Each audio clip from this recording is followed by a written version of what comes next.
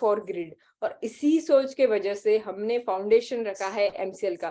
तो चलिए बुलाते हैं ऐसे इंसान को जो एमसीएल के फाउंडर, रचनाकार, सलाहकार और शुभकार है, doctor Shyam Golab. Thank you.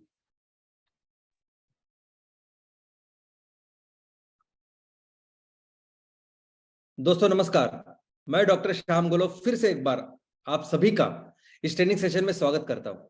मैं आशा करता हूं कि आप सभी लोग स्वस्थ हैं और आप अपने साथ अपने परिवार का, यानी घर का परिवार और एमसीएल परिवार दोनों का ख्याल रख रहे हैं। मैं ये भी उम्मीद करता हूं कि आप सभी लोग 1 घंटा बहुत अच्छी एक्सरसाइज कर रहे हो, अपने हार्ट, अपने लंग को मजबूत कर रहे हो और अपनी इम्यूनिटी को बढ़ा रहे हो। तो चलिए शुरुआत करते हैं आज के इस सेशन के साथ।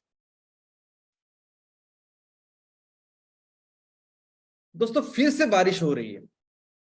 अभी 10 ही दिन पहले हमने होली का त्योहार मनाया। होली का त्योहार यह दर्शाता है कि अभी सर्दी का मौसम खत्म हो गया है और अभी गर्मी का मौसम शुरू हो रहा है। लेकिन हमने देखा कि जब होली थी उस दिन भी बारिश चालू थी। 1-2 दिन बारिश ऐसी गिरी कि महाराष्ट्र में बहुत सारे हजारों हेक्टर खेती का नुकसान हो गया, जिसके पंचनामे, जिसकी प्रोसेस प्रक्रिया अभी भी चालू है कंपेंसेशन की। अभी 10 दिन ही हो गए लेकिन फिर से बारिश शुरू हुई है। कल से फिर से महाराष्ट्र में और बाकी के कई सारे इलाके में बारिश शुरू हो गई है। हमारे भारतीय हवामान विभाग ने यह कहा है कि भारत के उत्तर और पश्चिम जो राज्य है, यानी जिसमें यूपी, पंजाब, हरियाणा, राजस्थान, गुजरात, महाराष्ट्र, ये सब जो इलाके हैं, यहां आने वाले 10 दिनों में बहुत सारी बारिश या वर्षा होने वाली है। और ये तब होने वाली है जब किसानों ने बहुत मेहनत करके अपनी फसल उगाई है। सितंबर अक्टूबर में जो उस फसल का काम उन्होंने शुरू किया, अब वक्त आया है कि उस फसल को निकालें, हार्वेस्टिंग करें, उससे 2 पैसे कमाएं, और उसी वक्त ये बारिश होने वाली है और इतना सारा नुकसान हमारे किसानों का भी होने वाला है दोस्तों। और ये बारिश जब आती है इन दिनों, तो ये बारिश वैसे नहीं आती जैसे हम हमारे मानसून के सीजन में देखते हैं, बारिश के सीजन में देखते हैं। ये बारिश जब आती है तो ये बारिश आती है तूफान के साथ, ये बारिश आती है बिजली के साथ, ये बारिश आती है और उस अपने साथ बहुत सारा नुकसान कराती है। ये बारिश आती है बड़े बड़े बर्फ के गोलों के साथ, और बहुत ही कम समय में जब ये बारिश आती है, बहुत सारी तबाही या बहुत सारा नुकसान हमारे फसलों का इसमें होता है। दोस्तों ये बारिश का जो सीजन है, कैसे बारिश होती है, तो इस प्रकृति ने करोड़ों सालों के बाद एक व्यवस्था कायम की है। इस व्यवस्था के अनुसार हमें पता होता है, इनफैक्ट हमें क्या, स्कूल के बच्चों से सभी को पता होता है कि बारिश इन दिनों से आएगी। मई के एंड से बारिश शुरू हो जाएगी। अब केरल को पहली बारिश आएगी और धीरे धीरे करके ऊपर गोवा, महाराष्ट्र करके पूरे भारत में वो बारिश आती है। अब ये व्यवस्था कई सालों से, हजारों सालों से चलती आ रही है, और जिस व्यवस्था को लेके हमने भी अपने खेती का शेड्यूल बनाया है, टाइम टेबल बनाया है, और उस टाइम टेबल के हिसाब से हम अपनी खेती, एग्रीकल्चर करते हैं। इनफैक्ट हमारे देश में जितने भी फेस्टिवल्स हैं, मैक्सिमम फेस्टिवल्स ये जो पूरा शेड्यूल है, ये जो पूरा हवामान और हमारे एग्रीकल्चर का अलग अलग स्टेजेस है, उसको लेके अलग अलग त्योहार हम मनाते हैं। यानी पोंगल से लेके लाहौरी तक ये सब त्योहार हम ऐसे बनाते हैं। ये जो बारिश आती है, ये उस हवा के कारण आती है जो उस रेगुलर टाइम में तैयार होती है, और जो जिसे हम मौसमी हवा भी कहते हैं, जो अपने साथ बहुत सारी बारिश लेके उस समय पे, उस टाइम पे आती है। लेकिन आज जो बारिश आ रही है, आज जो बारिश हमारे सामने हो रही है, ये बेवक्त की बारिश है, ये एक्सपेक्टेड नहीं है। इस इतने हजारों लाखों साल हमने देखे, तो इस सालों में कभी भी इतनी बारिश, ऐसी बारिश नहीं हुई। हाँ, बारिश कभी कभी हुई, बेवक्त बारिश, लेकिन कब हुई? जब ये गर्मी का मौसम बहुत ज्यादा बढ़ता है, यानी मार्च से शुरू होकर अप्रैल के एंड मई में, जब गर्मी का सीजन अगर बहुत ज्यादा बढ़ा, एक जगह में गर्मी बहुत ज्यादा होती है, जब ये जमीन बहुत तपती है, और उस जमीन को लेके जो हवा होती है वो भी ज्यादा गर्म होती है, और जब हवा गर्म होती है तो वो ऊपर चली जाती है, और वहां कम दबाव का क्षेत्र तैयार होता है। और जब भी कम दबाव का क्षेत्र तैयार होता है तो आजू बाजू की हवा जोर से, जो हाई प्रेशर से लो प्रेशर की तरफ आती है, अपने साथ बादल लेके आती है और थोड़ी वर्षा भी लेके आती है। ऐसी बारिश हमने देखी। और कब देखी हमने बारिश? तो गर्मी के एंड में देखी। और कितने देर तक वो बारिश होती है? तो 10 मिनट, 12 मिनट, 15 मिनट इतनी होती है। और उसके बाद सभी ठीक ठाक होता है, मौसम पहले जैसा होता है, और इस बारिश से किसानों को बहुत ज्यादा नुकसान नहीं होता। लेकिन आज की तारीख में जो बारिश हो रही है, यानी सर्दी का मौसम शुरू भी नहीं हुआ तो बारिश हो रही है, और ये बारिश इतनी ज्यादा देर तक रुक रही है कि तब तक ये पूरी हमारे फसल, हमारी जो किसानों ने की हुई मेहनत है, उसका पूरी तरह से नुकसान करके जाती है। तो क्यों हो रही है ये बारिश? दोस्तों, ये बारिश इसलिए हो रही है कि ये सभी क्षेत्र, यानी भारत के उत्तर और पश्चिमी क्षेत्रों में जहां जहां ये बारिश होने की संभावना है, वहां बहुत कम दबाव के ये क्षेत्र तैयार हुआ है। और इसका कारण है कि इस क्षेत्र का, इस जगह का जो टेम्परेचर है वो बहुत ज्यादा बढ़ चुका है। यानी पिछले साल इन्हीं दिनों में जो टेम्परेचर था, उसके मुकाबले आज का टेम्परेचर 7 डिग्री 8 डिग्री ज्यादा है। यानी पिछले जगह पे अगर 35 डिग्री सेल्सियस था, तो आज वो 42 डिग्री सेल्सियस है। पिछले जगह पे, पिछले साल में अगर 38 39 डिग्री सेल्सियस था, तो वो आज 45 46 डिग्री सेल्सियस है। तो दोस्तों, आप समझ सकते हैं कि इतना ज्यादा डिफरेंस जब हो रहा है, और वो भी एक थोड़ी छोटे से क्षेत्र में या इलाके में नहीं है, तो बहुत बड़ी बड़ी क्षेत्र में हो रहा है। इतनी ज्यादा गर्मी बढ़ रही है, और इसी गर्मी की वजह से बाकी के सभी आजू बाजू का जो हाई प्रेशर का एरिया है, वो अपने साथ बहुत सारे हवा ला रहा है, बहुत सारा तूफान ला रहा है, और बहुत सारी वर्षा भी ला रहा है, कि जिसकी वजह से ये सब जो कहर है, ये सब नुकसान है, हमारे किसानों को भुगतना पड़ रहा है। और ऐसा अंदाजा है, यानी भारतीय हवामान विभाग, कृषि विभाग, और कई सारे ऐसे लोग जो कृषि क्षेत्र में काम करते हैं, बिजनेस जो कृषि क्षेत्र में काम करते हैं, उन्होंने ये बताया है कि इस साल हमारी गेहूं की जो यील्ड है, या गेहूं का जो आउटपुट है, वो बहुत कम होने वाला है। जिसकी वजह से भारत की जो इन्वेंटरी है, गोदामों में, हमारी भारत सरकार गोदामों में ये गेहूं चावल रखती है, तो गेहूं की ये इन्वेंटरी कम होने वाली है। गेहूं जो पब्लिक डिस्ट्रीब्यूशन सिस्टम से हम लोगों को देते हैं, उसमें कम होने की संभावना इस साल है। लेकिन इसी के साथ चना, करडई और कई सारे ऐसे क्षेत्र है, कई सारे ऐसे हमारी फसलें हैं जो इसमें बहुत ज्यादा प्रभावित होने वाली है। और उसका एक परिणाम ऐसे भी होने वाला है कि हमारा घरेलू एडिबल ऑयल, यानी खाने का जो तेल है, उसका भी उत्पादन इस साल कम होने वाला है। हम सभी जानते हैं कि ईंधन और ऊर्जा की जरूरत के लिए भारत एक ऐसा देश है कि जो 80% से भी ज्यादा क्रूड ऑयल या कच्चा तेल बाहर से मंगाता है। हम इस आयात किए हुए तेल के ऊपर हमारी ईंधन और ऊर्जा की जरूरत पूरी करते हैं। लेकिन क्या आपको पता है कि हमारा जो खाने का तेल है, जो हमारे रसोई का तेल है, वो भी आयात करने वाला दुनिया में सबसे बड़ा देश अगर कोई है तो वो है भारत। वो भारत जिसकी अर्थव्यवस्था डिपेंड है कृषि के ऊपर, जिसके अर्थव्यवस्था का बैकबोन है ये कृषि, ये एग्रीकल्चर, वो भारत की जिसमें इतनी सुजलाम, इतनी सुपीक ऐसी जमीन है, बेहद अच्छी ऐसी मिट्टी है, वो भारत की जिसमें इरिगेटेड लैंड दुनिया में सबसे ज्यादा है, अमेरिका से ज्यादा है, चाइना से ज्यादा, वो भारत की जिसमें इतने ज्यादा लोग कृषि क्षेत्र में काम करते हैं जो दुनिया में किसी देश में नहीं है।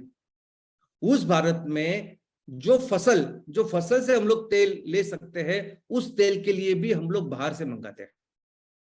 और वो भी किन किन दिनों से, जो वो उन देशों से हम लोग ये आयात करते हैं जो देश बहुत ही छोटे हैं, जिनके पास खेती और बाकी सब कुछ हमारे मुकाबले कई बहुत कम है।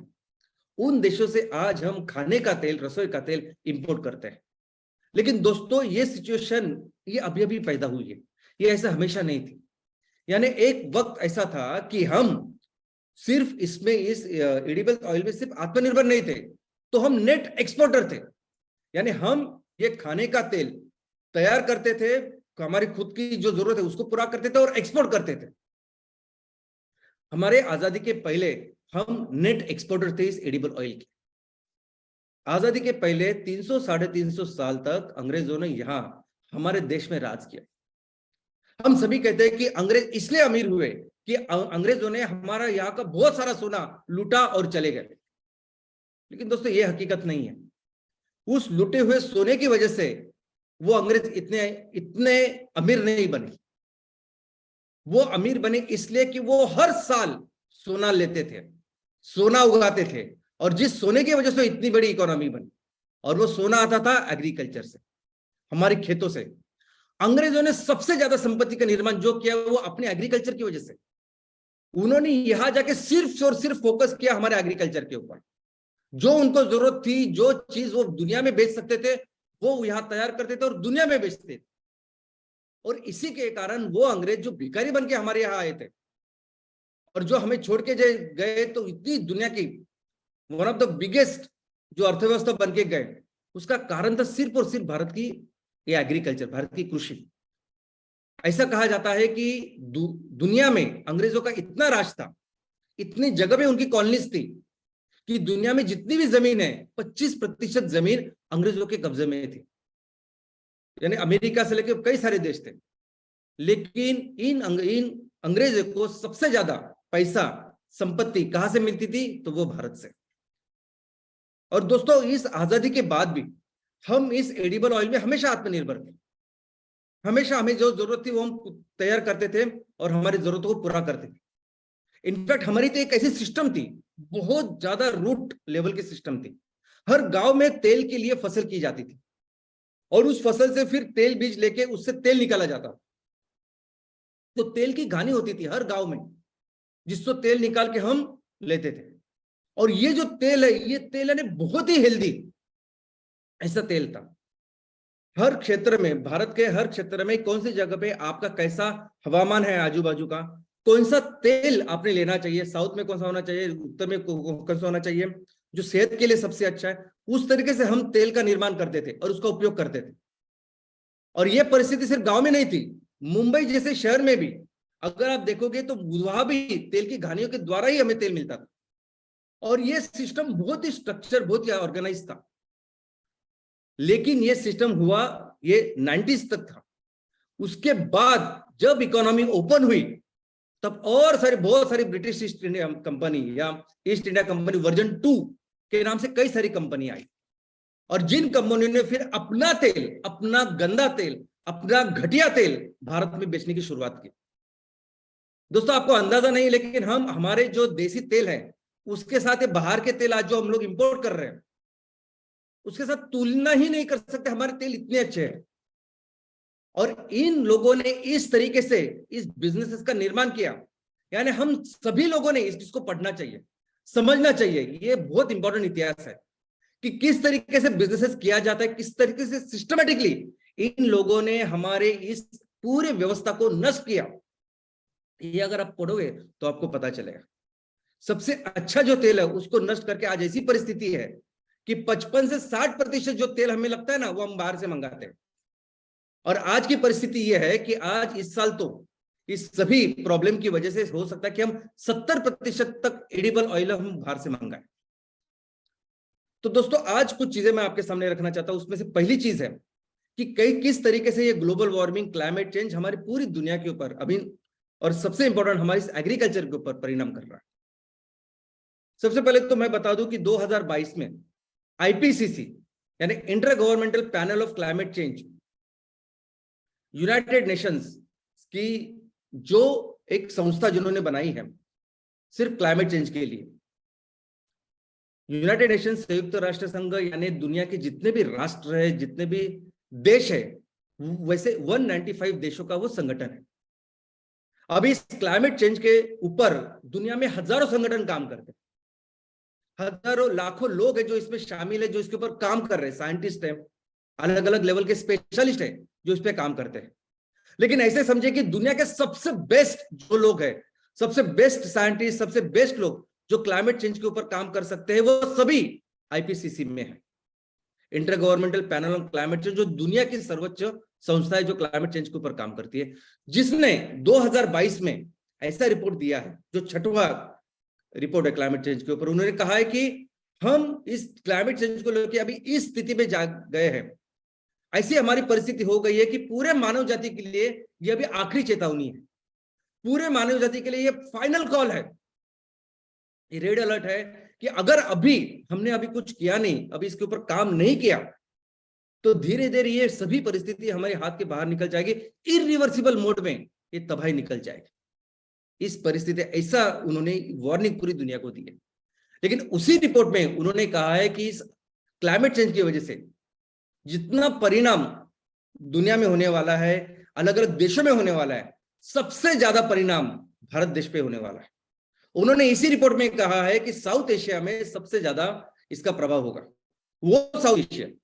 यानी हम लोग तो इस उधेड़ धुन में थे 15-20 साल तक, तो 15 साल पहले 20 साल तक पहले तक हमें तो ऐसा लगता था कि ये ग्लोबल वार्मिंग, ये क्लाइमेट चेंज ये अपने लिए है ही नहीं, ये ट्रॉपिकल जो देश है उनके लिए है ही नहीं, ये सब समशीतोष्ण या टेम्परेट देश है ना उनके लिए है, यूरोप अमेरिका उनके लिए। लेकिन आज परिस्थिति ऐसी है कि क्लाइमेट चेंज का सबसे ज्यादा नुकसान, सबसे ज्यादा परिणाम अगर किसी देश पे होने वाला है तो साउथ एशिया के इस एशियन देश में, और उसमें सबसे ज्यादा वो भारत के ऊपर। 195 देश की यादी में हमारा नंबर जो है 5वां है, सबसे ज्यादा प्रभावित होने वाला देश। और जो पहले 4 देश है वो ऐसा समझे कि बहुत छोटे छोटे देश है, बहुत छोटी छोटी उनकी इकोनॉमी से, और ये सभी जो परिणाम हो रहा है वो आज हमारे सामने दिख रहा है। 2023 में एक बहुत बड़ी, यानी इस साल में एक बहुत बड़ी गर्मी की लहर आने वाली है। ऑलरेडी जो अभी फरवरी गया वो 1901 से लेके अभी तक का सबसे ज्यादा गर्म ऐसा फरवरी था, और ये लहर ऐसी ऐसी अभी बढ़ने वाली है। और ऐसा उन्होंने बोला है कि कम से कम 5 डिग्री सेल्सियस तो हर जगह वो बढ़ेगा। इसको लेके ऑलरेडी नेशनल लेवल पे, राज्य स्तरीय लेवल पे हर जगह पे तैयारी चालू है। आप देख सकते हैं कि नेशनल कॉन्फ्रेंस, ऐसे कई सारे कॉन्फ्रेंस वर्कशॉप हमारे देश में जनवरी से ये चालू है, और ये हमारे आंखों के सामने है। दोस्तों 2 दिन पहले, 2 से 3 दिन पहले सिर्फ मुंबई ये शहर महाराष्ट्र में सबसे ज्यादा गर्म ऐसा शहर था, या सबसे वो स्पॉट था। हम हमेशा सोचते हैं कि जो शहर जो समुद्र के किनारे होते हैं वो कभी भी उनमें इतना तीव्र गर्मी या ठंडी नहीं हो सकती, लेकिन वो देखिए हमने 3 दिन पहले मुंबई महाराष्ट्र का सबसे ज्यादा गर्म हॉटस्पॉट था, इलाका था। तो इस तरह से वो गर्म की लहर शुरू हो रही है और धीरे धीरे आगे बढ़ रही है। और ये जो तापमान है, ये जो मुंबई का तापमान था वो पिछले साल के जो तापमान के मुकाबले 7 डिग्री ज्यादा था। अभी 7 डिग्री 8 डिग्री ऐसा वो बढ़ने वाला, ये सब आज हमारे आंखों के सामने ये हो रहा है। और इसकी सबसे ज्यादा नुकसान अगर किसको होता है तो होता है हमारे फसल को। ये जो फसल है ना, ये भी जीव है ना, ये सजीव है। जैसे हमें अगर 7 डिग्री 8 डिग्री बढ़ते तो हमें तकलीफ होती है ना, वैसे सभी पशुओं को, सभी जीवों को होती है। ये अलग अलग जीव अलग अलग जगह रहते हैं, उनको तकलीफ होती है। हम बोलते हैं, हम बात करते हैं, लेकिन वो शायद बात नहीं करते, उनमें ऐसे परिणाम होते हैं। ये जो फसल होती है, हम देखते हैं ना कि हमारे देश में अलग अलग एग्रो क्लाइमेटिक लोकेशंस है। समुद्र को लेके खेती की जाती है, पहाड़ों के ऊपर अलग खेती की जाती है, जहाँ ठंड प्रदेश है वहां अलग खेती होती है, जहाँ गर्मी है वहां अलग खेती होती है।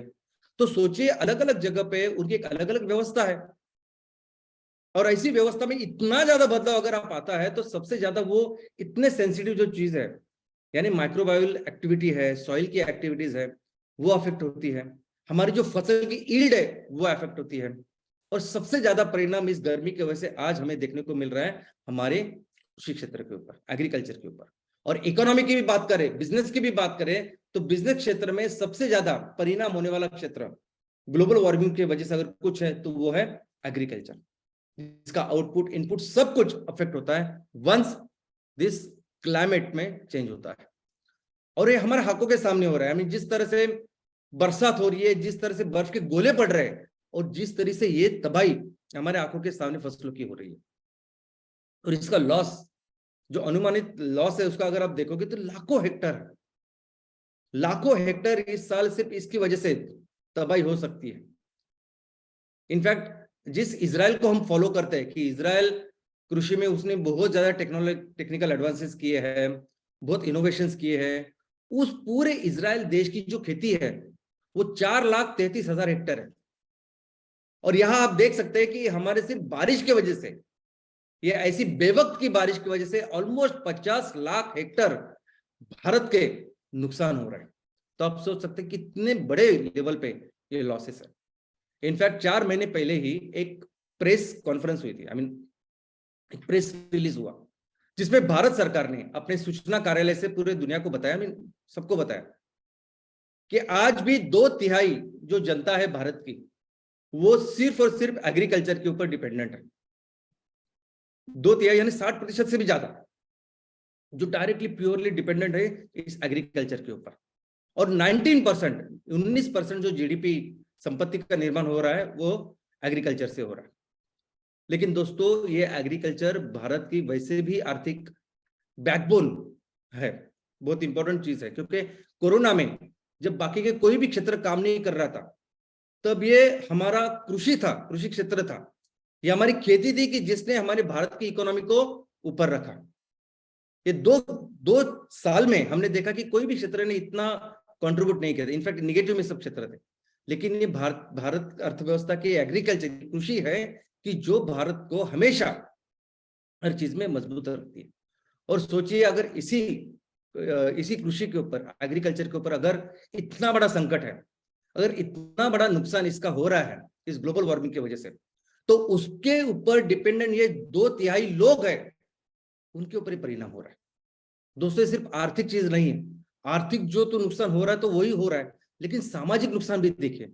ये सभी लोग, ये 2/3 लोग जिनकी पूरे रहन सहन का, उनकी जीवन शैली, कई सारी चीजें आज इस कृषि से, खेती से जो इनकम मिलता है आज उसके ऊपर डिपेंडेंट है।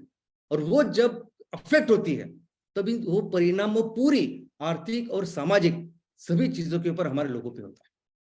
और इसीलिए यही कारण है कि जब आईपीसीसी ने कहा कि भारत में सबसे ज्यादा प्रभाव और सबसे ज्यादा परिणाम इस ग्लोबल वार्मिंग का होगा, तो उसका यही कारण है कि भारत का सिर्फ आर्थिक ही नहीं तो आर्थिक सामाजिक हर तरीके से भारत डिपेंडेंट है हमारी इस खेती के ऊपर। एक दूसरी चीज मैं आज आपके सामने रखना चाहता हूं कि आज जिस समाज में हम रहते हैं उस समाज में एक ऐसी परिस्थिति का निर्माण हुआ है कि लोग, समाज ये नहीं देखता कि क्या सही है क्या गलत है, ये नहीं देखता कि क्या अच्छा है क्या बुरा है, क्या करना चाहिए क्या नहीं करना चाहिए।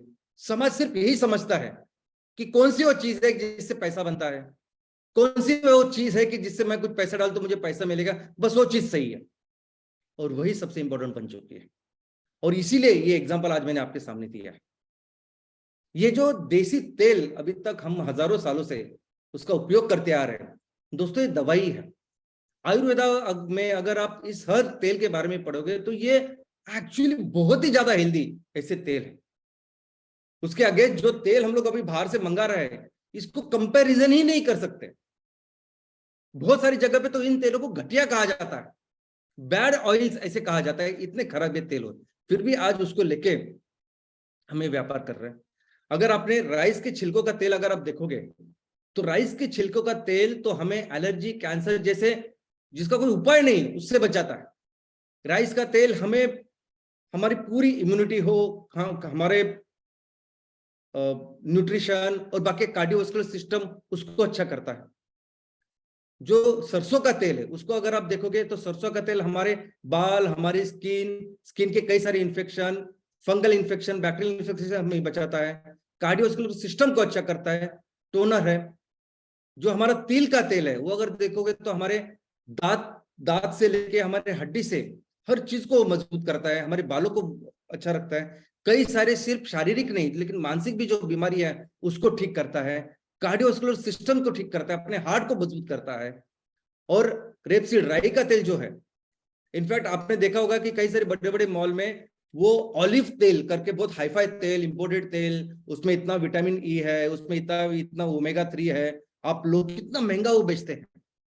लेकिन शायद आपको अंदाजा नहीं है हमारा ये राई का तेल भी है ना, वो इस ऑलिव तेल से कई गुना अच्छा है।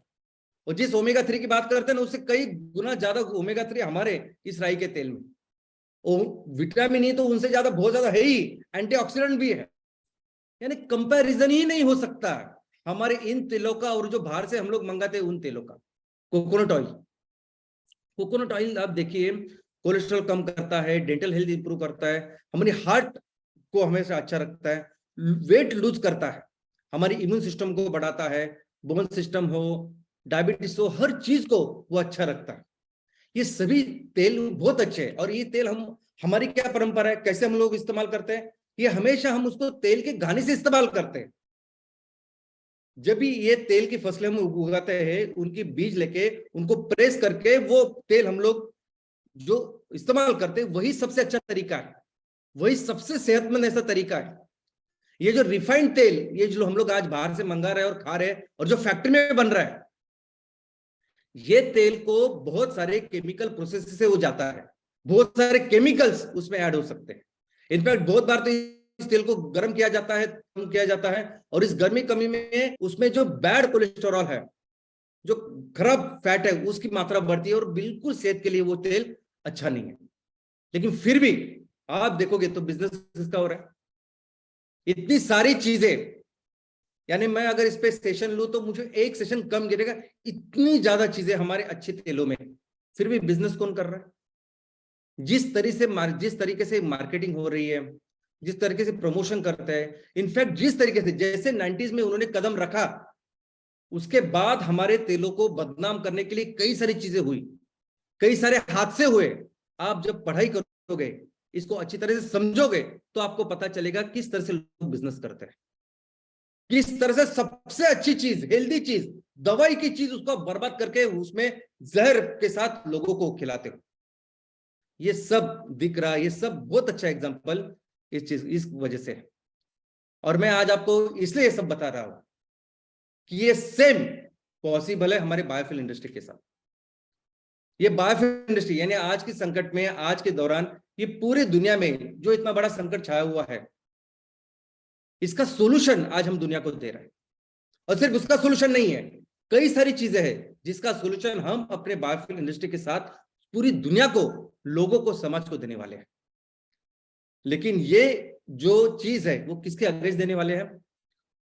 तो उसके अगेंस्ट उस कंपनी को, उस इंडस्ट्री को हम रिप्लेस करना चाहते हैं जो आज की तारीख में दुनिया की सबसे बड़ी इंडस्ट्री, ये वो इंडस्ट्री है कि जिसमें सबसे ज्यादा पैसा आज जिसमें लगता है। 2 ट्रिलियन से भी ज्यादा पैसे हर साल लगते हैं। इनफैक्ट 2 ट्रिलियन उससे भी बहुत ज्यादा, 200 लाख करोड़ से ज्यादा पिछले साल इस पे खर्च हुए, इन्वेस्ट हुए। पिछले साल जितना इसमें निवेश हुआ था उसके ऊपर 8% ज्यादा निवेश हुआ है इस साल। यानी हम पूरी दुनिया को पता है, बच्चों को पता है कि इस जीवाश्म ईंधन की वजह से दुनिया तबाही हो रही है। ये जब तबाही जो चल रही है इसकी वजह से हो रही है, लेकिन फिर भी आप देखते हैं कि सबसे ज्यादा पैसा इसमें आ रहा है, सबसे ज्यादा रेवेन्यू इसका है, सबसे ज्यादा माल जो बेचा जाता है वो ये है। तो अगर हमें, और ये इतना इन्फ्लुएंशियल है, इतना पावरफुल है, तो अगर हमें इस पूरे जो सेक्टर है अगर इसको रिप्लेस करना है तो हमें एक चीज के ऊपर फोकस करना पड़ेगा, और वो फोकस है बिजनेस। हम जो बायोफ्यूल के प्रोजेक्ट्स कर रहे हैं, उस बायोफ्यूल प्रोजेक्ट को इस तरीके से करना होगा कि बहुत अच्छा रिटर्न, बहुत अच्छा प्रॉफिट हमें सबको देना पड़ेगा, कमा के देना पड़ेगा, हमारे सभी स्टेक होल्डर्स को देना पड़ेगा। जो हमारे इस बिजनेस में काम करते हैं उनको सबसे अच्छी आमदनी इस प्रोजेक्ट की वजह से होनी चाहिए। और सबसे इंपॉर्टेंट, इन्वेस्टर्स, जो लोग इस पे पैसा डालते हैं उनको एक बहुत अच्छा रिटर्न अगर हम लोग दें तो वो इस पे पैसा डालें। और ये सबसे इंपॉर्टेंट चीज है। इसके अलावा और एक संकट आज हमारे सामने है, और वो है इकोनॉमिक रिसेशन का, जागतिक मंदी का। और इस जागतिक मंदी के साथ आ रही है और एक मंदी, वो है रोजगार की मंदी। दोस्तों, आज दुनिया में कई सारी ऐसी बड़ी बड़ी कंपनियां हैं जो अपने रोजगार कम कर रही है, लोगों को हटा रही है, कम कर रही है अपने कंपनियों से। मेटा करके कंपनी है जो पेरेंट कंपनी है, ये व्हाट्सएप, फेसबुक, इंस्टा, इन सब की, उन्होंने 11,000 लोगों को काम से निकाल दिया है। और कुछ दिन पहले ही उन्होंने फिर से कंफर्म किया कि हम और 10,000 लोगों को यहां से निकालेंगे, हमारी जॉब से निकालेंगे। उसके अलावा गूगल ने ऑलरेडी 12,000 लोगों को अपनी जॉब से निकाल दिया है, और उन्होंने ये भी संकेत दिया है कि और लोगों को वो इसमें कम करेगा। इसके अलावा टेस्ला और कई सारी दुनिया की ऐसी कंपनियां हैं जो बहुत सारे लोगों को अभी कम करने के पीछे है, बहुत सारे लोगों को निकालने वाली है। अभी मैं इन कंपनियों का एग्जांपल आपको क्यों दे रहा हूं, क्योंकि ये वो कंपनियां हैं जो मैंने आपके सामने रखी है, जो दुनिया की सबसे ज्यादा प्रॉफिटेबल कंपनी है, जो सबसे ज्यादा इनकम लेती है, सबसे ज्यादा रेवेन्यू निर्माण करती है। वो कंपनियां अगर अपने कंपनियों से लोगों को निकाल रही है तो आप सोच सकते हैं क्या सिचुएशन है। तो इसका मतलब यह है कि कई सारी कंपनियां हैं जो हमारे देश में बाहर अभी ये इसको फॉलो कर सकती है। और अगर हमारे देश की बात करें तो हमारे देश में ऑलरेडी अनएम्प्लॉयमेंट को लेके एक बहुत बड़ा इशू है, बेरोजगारी का एक बहुत सेंसिटिव संवेदनशील ऐसा इशू है। और उस टाइम जब ऐसी मार ग्लोबल वार्मिंग की वजह से जो खेती के ऊपर जो परिणाम हो रहे हैं उसके ऊपर से, तो ये जो प्रॉब्लम है ये इशू बहुत ज्यादा बढ़ने वाला है। और ऐसे सभी सिचुएशन में जब हम सभी प्रॉब्लम को लेके कोई सोल्यूशन लेके आ रहे हैं, तो दोस्तों सबसे पहले तो हम जो काम कर रहे हैं वो कितना महत्वपूर्ण काम है इसको आप समझिए। ये जो भी काम आप गांव गांव में कर रहे हैं, तहसील लेवल पे कर रहे हैं, दिन रात कर रहे हैं, और मैं देखता हूं, मैं बहुत ही ज्यादा खुशनसीब हूं कि मेरे हमारे फैमिली में आप जैसे लोग हैं। लेकिन इस कंपनी को, इस हर काम को लेके मैं आपको समझाना चाहता हूं कि ये काम सबसे महत्वपूर्ण काम आज हम कर रहे हैं। ये सोल्यूशन जब हम दुनिया को दे रहे हैं, ये सबसे महत्वपूर्ण ऐसा सोल्यूशन है। क्योंकि ये जो एमसीएल का प्रोजेक्ट है, अलग अलग प्रोजेक्ट जो हम लोग कर रहे हैं, ये कई सारे प्रॉब्लम के सोल्यूशन है। ये सिर्फ ग्लोबल वार्मिंग को नहीं कम करने वाले, ये सिर्फ हमारे देश की इकोनॉमी को नहीं, तो कई सारे सामाजिक आर्थिक कई सारे सवालों का यह हल है। और जैसी परिस्थिति आज बनी हुई है ना, तो सबसे इंपॉर्टेंट ड्यूटी, कर्तव्य आज अगर मेरा कुछ है, आपका कुछ है और हम सबका कुछ है, तो वो है हमारे प्रोजेक्ट्स, उसको अच्छी तरह से चलाना, हमारे प्रोजेक्ट्स के ऊपर बहुत 100% ध्यान देना और उसको बहुत बेस्ट ऐसे प्रोजेक्ट्स, ऐसे बिजनेस उसमें निर्माण करना। हमारे सबके तहसीलों में जिस प्रोजेक्ट के साथ हमारे बिजनेस की शुरुआत हो रही है वो है एमकोल के प्रोजेक्ट्स।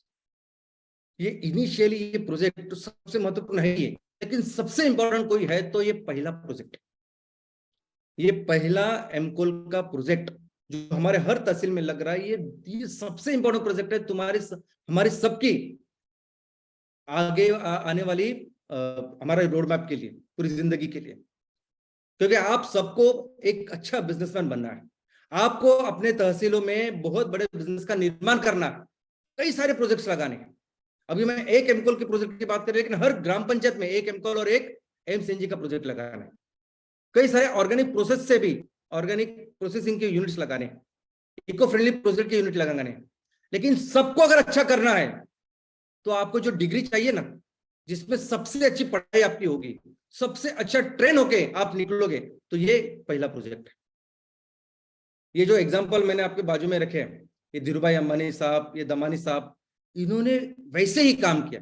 अपने आप को सबसे बेहतर बिजनेसमैन बनाने के लिए सबसे पहले उन्होंने वो काम पहले प्रोजेक्ट के ऊपर किया, दिल लगाकर। हम सबको पता है कि दमानी साहब ने 8,000 करोड़ उनके जेब में होते हुए भी 1.5 साल उन्होंने उस अपना बाजार में मैनेजर के जैसे काम किया, रेंट पे लेके काम किया। ये पहला प्रोजेक्ट समझना, जानना बहुत बहुत बहुत इंपॉर्टेंट है, क्योंकि वो उन्होंने किया, उसकी वजह से तो डीमार्ट समझा ना कि कहाँ पैसे कमाया जा सकता है, कहाँ उसका सेविंग की जाती है, और कैसे उन्होंने बड़े बड़े दिग्गजों के आगे वो निकल गए। और वैसा ही आपको करना है। आज आपके सामने जो व्यवस्था हम तैयार कर रहे हैं, जो एमकोल का प्रोजेक्ट आपके सामने है, 100 ton per day raw material का इनपुट है, और हर दिन उस फैक्ट्री से 30 टन का अनटोरिफाइड एमकोल, बायोकोल निकलने वाला है, जिसको हमें बेचना है। कम से कम अगर आप रेट में भी उसको बेचेंगे तो 10 करोड़ प्लस का उसका एनुअल टर्नओवर है, या माल हम लोग बेचेंगे 10 करोड़। जिस रेट पे आप सभी ने बेचना चाहिए, उसका अगर उस रेट पे अगर आपने बेचा तो 15 करोड़ का टर्नओवर आप बनाएंगे। लेकिन जिस रेट से देखिए, ये जो एमकोल हम लोग बना रहे हैं, ये अभी किसको रिप्लेस करेंगे हम? तो हम रिप्लेस करेंगे एलपीजी को, जो 110 रुपए किलो चल रहा है, घरेलू एलपीजी जो 75 रुपए चल रहा है, जो डीजल जो 80 रुपए हो रहा है, एफओ जो 40-45 रुपीज है।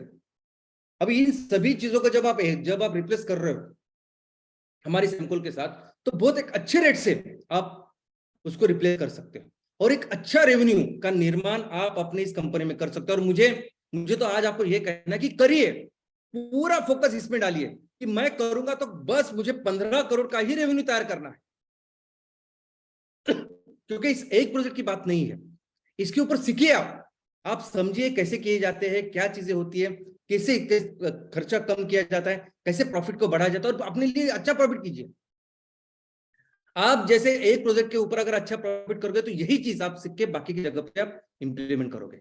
और दोस्तों, इस एक प्रोजेक्ट की वजह से कितने एम्प्लॉयमेंट जनरेट करेंगे हम?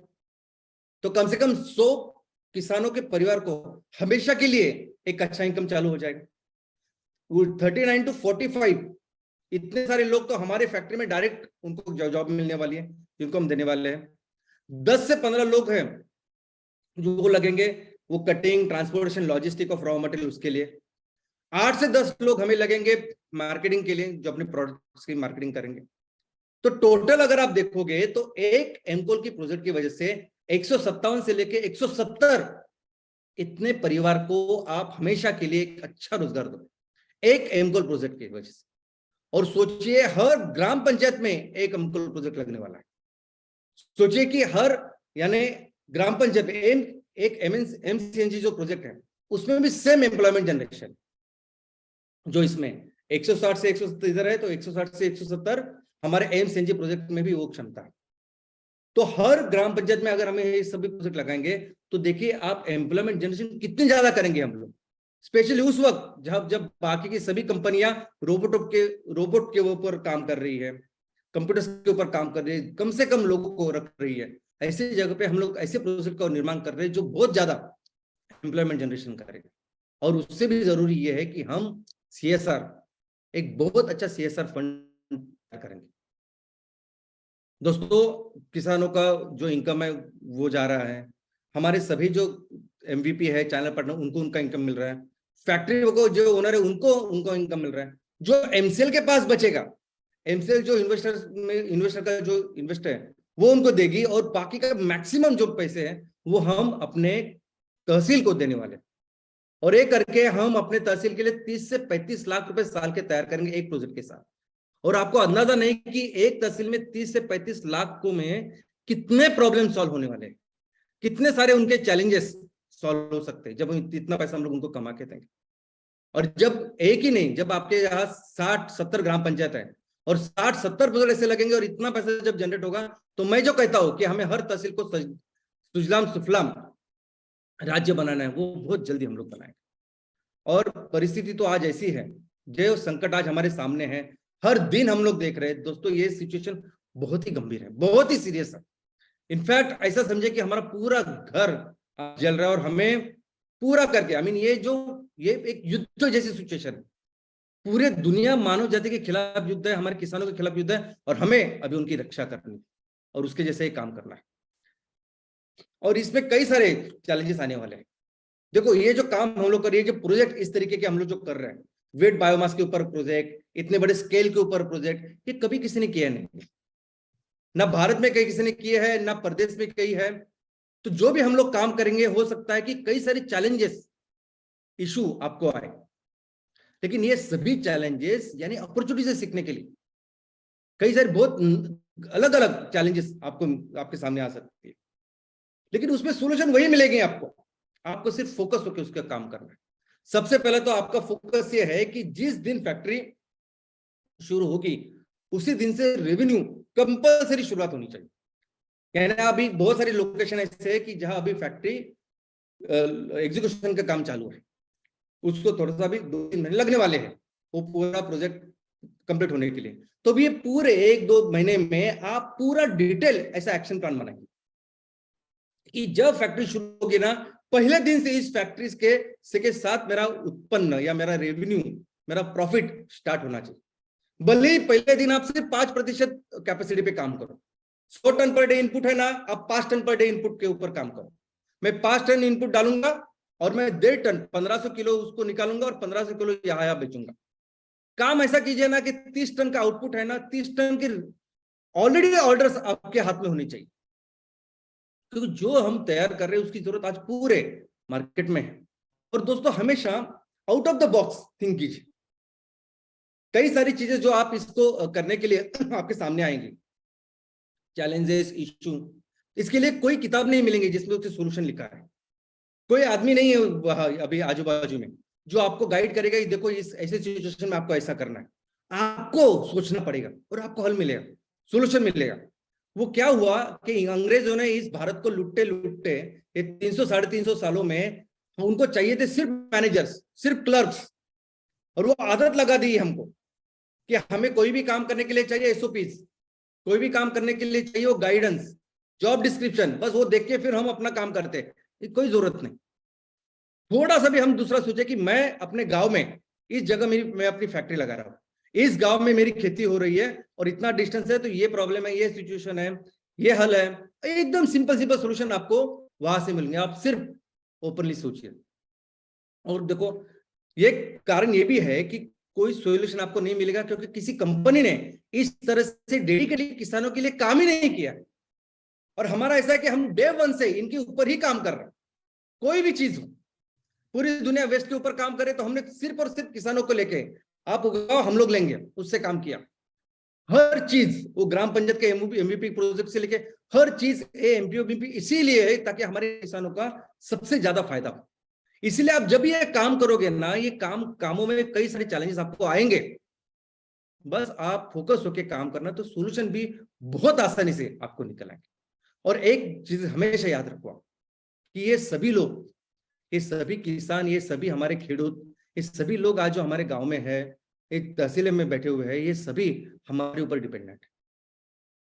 वो लोग ऑफ कोर्स जो जो हमारे सदस्य है, लेकिन वो सभी लोग जो शायद आज हमारे एमपीओ के सदस्य भी नहीं है, वो सभी अपने ऊपर डिपेंडेंट है।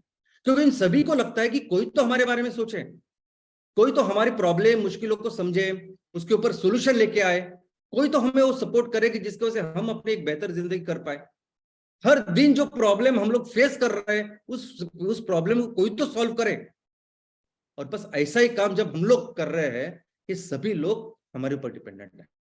और इसीलिए मैं आपको सूचना करता हूं, विनती करता हूं, कोई भी आप एक्सक्यूज मत दो।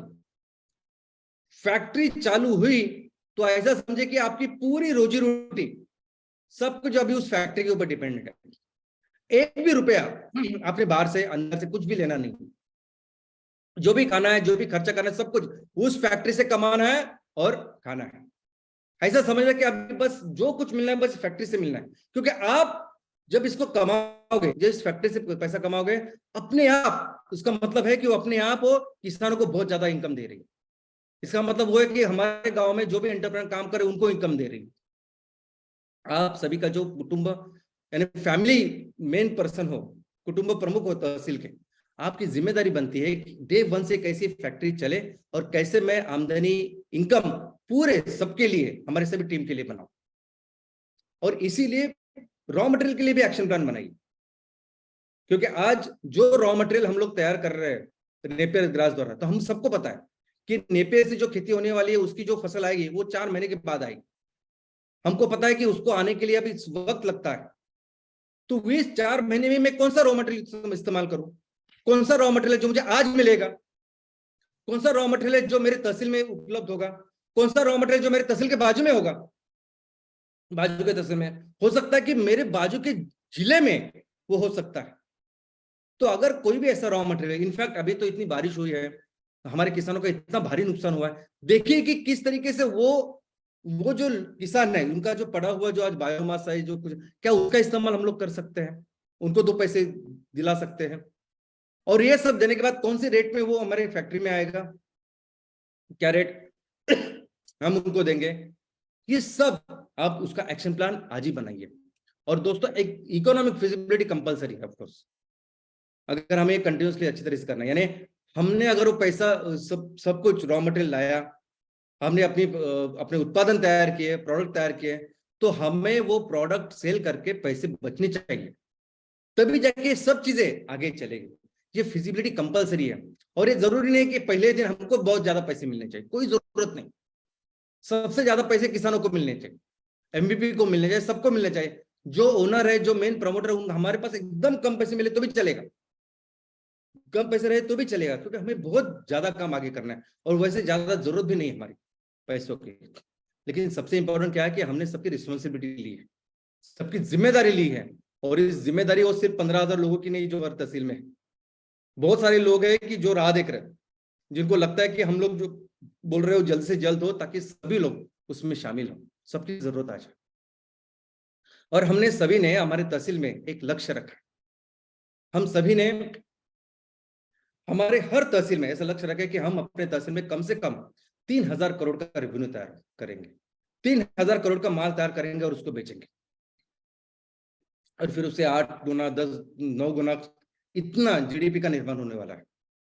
और दोस्तों, मुझे बहुत गर्व होता है, मैं बहुत गर्व महसूस करता हूं, मैं बहुत खुश हूं। मुझे आप सभी को बहुत सारा आपका अभिनंदन करना कि आप सभी ने इस लक्ष्य को अभी पूरी दुनिया के सामने रखा है। हर तहसील की कंपनी ने पूरी दुनिया को अभी समाज के सामने रखा है कि मैं अपने तहसील में 3,000 करोड़ का रेवेन्यू बनाऊंगा, इतनी इकोनॉमी का निर्माण करूंगा। और मैं आप सबको बधाई देता हूं कि इन्हें आपने ओपनली सबकी दुनिया के सामने इसको सब कुछ रखा है, क्योंकि मुझे पता है कि आप करने वाले हो। जिस तरह से डेडिकेटेड होके, जिस तरह से सिंसियर हार्डवर्क आप सब लोग कर रहे हैं, हम करेंगे, हर तहसील में करेंगे। किसी भी राज्य में किसी भी छोटा तहसील, छोटे से छोटा भी तहसील हो, वहां भी ये करेंगे। क्यों करेंगे? क्योंकि भारत बना ही ऐसे है। भारत को कुदरत ने, प्रकृति ने अपने हाथों से बनाया है। हर छोटे छोटे तहसील में हमारे पास इतने सारी रिसोर्सेस है कि हम कम से कम 3,000 करोड़ का रेवेन्यू या माल तैयार करेंगे और उसको पूरी दुनिया में बेच सकते हैं, और उससे कई ज्यादा हमारे तहसील में हो सकता है। और दोस्तों, लेकिन सबसे इंपॉर्टेंट क्या है? तो सबसे इंपॉर्टेंट है ये पहला प्रोजेक्ट, ये पहला एमकोल का प्रोजेक्ट, जिसमें ज्यादा से ज्यादा पढ़ाई करो, ज्यादा से ज्यादा काम करो, बहुत सारे मार्क्स लाओ। जो और जिस मार्क्स का, जिस पढ़ाई का, जिस काम का उपयोग आपको जिंदगी के लिए हमेशा के लिए होने वाला है। और मार्क्स का मतलब क्या है? तो इनकम, बहुत ज्यादा इनकम तैयार करो, मैक्सिमम रेवेन्यू तैयार करो, मैक्सिमम प्रॉफिट तैयार करो, और सबके लिए पैसा कमाओ। किसानों के लिए कमाओ, अपने लोगों के लिए कमाओ, गांव के लिए कमाओ, और अपने खुद के लिए कमाओ। और जहां तक इस टेम्परेचर की बात है ना, कि मैंने बताया कि जैसे 7 डिग्री 8 डिग्री टेम्परेचर बढ़ रहा है, कि जिसकी वजह से अब ये तूफान आ रहे हैं। ये प्रकृति में एक ऐसी व्यवस्था है कि इस जगह का टेम्परेचर 10 डिग्री से भी कम कर सकते हैं। ऐसी जगह जहां अच्छे अच्छे पेड़ है, बड़े पेड़ है, पेड़ों की कैनोपी है, ऐसे जगह का जो टेम्परेचर है ना, वो बाजू के टेम्परेचर से, बाजू के इलाके से जो तापमान होता है ना, उससे 10 डिग्री सेल्सियस कम होता है। और ये ओपन है, आप पढ़ाई कीजिए, आप देखिए, ये आपको मिलेगा। और मिलकर जब हम इतने सारे किसान, इतने सारे लोग बने हैं, हर तहसील में ऐसा टेम्परेचर, ऐसी चीज हम लोग बनाएंगे। इनफैक्ट मैं तो आपको कहता हूं कि हमारी इस प्रकृति में सभी प्रॉब्लम से सोल्यूशन है।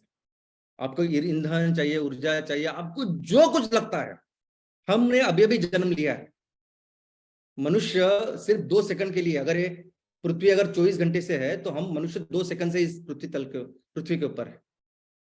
हमारी जो भी जरूरत हो सकती है, 700 करोड़ ने 1,000 करोड़ भी लोग हो जाए ना, तभी उसकी जरूरत पूरी कर सकती है हमारी माँ, हमारी प्रकृति। हमें सिर्फ राइट डायरेक्शन में करना होगा। ये प्रकृति के जो नियम है उसको समझना होगा और उसके ऊपर काम करना होगा, और वो हम करेंगे। और दोस्तों, हम जिम्मेदारी लेंगे किसानों की। ये जो किसान अभी जिस संकट से गुजर रहा है, उसकी जिम्मेदारी हम लेंगे। हम इस सिचुएशन को बदलेंगे। और आने वाले दिनों में ये जो किसान है, जो आज इनकम के लिए इतनी कोशिश कर रहा है, इतनी मुश्किलों से जा रहा है, उस किसानों को इतना इनकम दिला के रहेंगे ना, कि आने वाले दिनों में कौन सा क्षेत्र है कि जिससे ज्यादा पैसा कमाया जा सकता है, वो क्षेत्र सिर्फ है एग्रीकल्चर। ये पूरी दुनिया को पता चलना चाहिए। Thank you.